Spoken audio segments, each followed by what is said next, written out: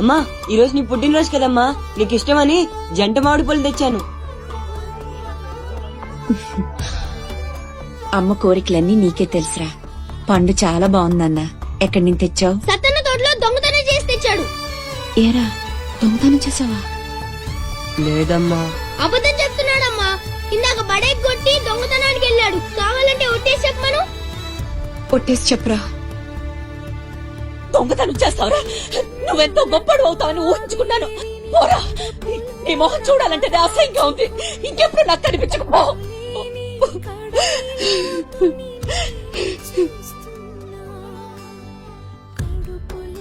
సత్తన్న, ఏంటమ్మా? మా పెద్దబ్బాయి వీటిని మీ తోటలో దొంగతనం చేశాడు.